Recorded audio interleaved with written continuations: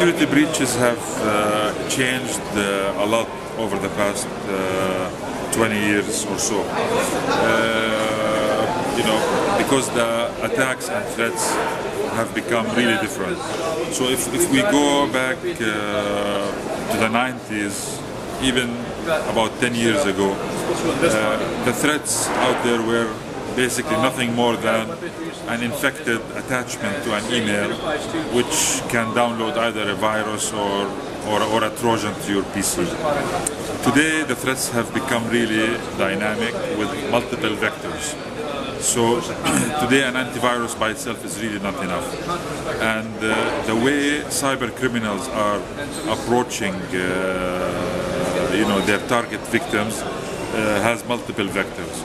So you have really today hackers and cyber criminals that can start something called a very light DDoS attack to distract the attention of security administrators within an enterprise, while a malware that has been injected somehow onto the end user network is starting to do a parallel job by probably going into the database of the customer or going into end user accounts and probably starting to transfer funds outside of the organization. I can really emphasize on the trend of increase in mobile malware. Okay, if we look at 3 years ago, malware was really not that widespread regarding mobiles and smartphones. 3 years ago, 4 years ago, the known operating system was Symbian only, and it wasn't really as widespread as what we see today in terms of adoption of the Google Android and the Apple iOS. So with the really explosion of the smartphone industry and the high penetration of mobiles within the market, the availability of applications and content which encouraged people to move into that direction, this has really become a good opportunity for cyber criminals and hackers to tap into.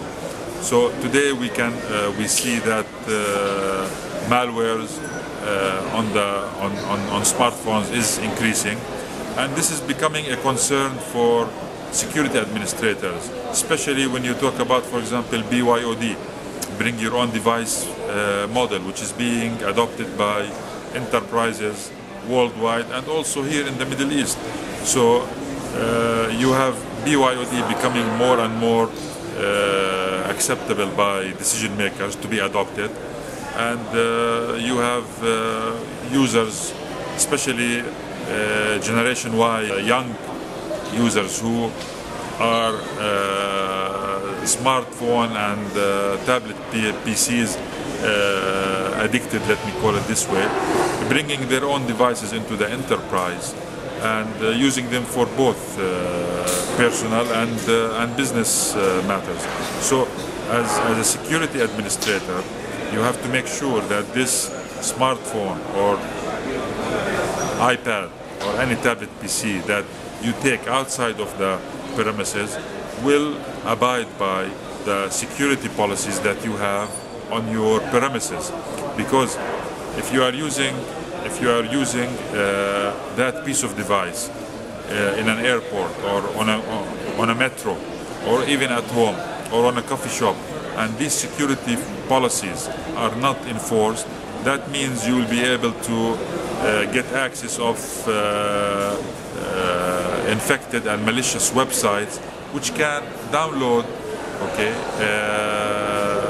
a malware on your smartphone, and when you go next day to your work, this piece of malware can easily propagate to your network and reach to its final destinations of whether web applications or database or what have you, and do the damage that the cyber criminals are looking for. In line with the increasing threats out there, with the emergence and widespread usage of mobiles and smartphones, is what is called ransomware. You know, before we were accustomed to the ransomware on normal PCs and laptops. Right now, ransomware malware is being widespread on mobile industry. So if a smartphone user accesses a website that will download that piece of malware on his smartphone, this will get the smartphone locked, for example, and then the hacker will be asking for the ransom to release that smartphone. So a user has two choices: either to really pay that ransom and get his smartphone unlocked, or he can just forget about the data and photos maybe that are residing on that device, and reformat it and use it again. So this really raises the importance of anti-malware endpoint security solutions that users should take notice of, and also to continuously have a proper backup for your computing devices, whether it's a malware or it is a server. You should always have the right backup for your devices. Another cyber threats that are increasingly becoming visible are advanced persistent threats, APTs, which are really threats and attacks that are long-term. It is not that kind of attack where a hacker will go on the spot, get financial gain and get out. No, these are attacks that take a long period of time. It is after intellectual property, probably strategic, industrial, economic and financial, because of inside information. So these are sophisticated attacks, sometimes sponsored by states. Okay, and you can see this emerging where hackers will try to get into the inside network of the end user by either trying for a long period of time by phishing attempts to try and identify the right individual within that organization, to give them back the necessary information to penetrate, or by using social engineering, where you can get the details necessary for you to get into that environment, or by having an insider person within that organization to help you get on that network.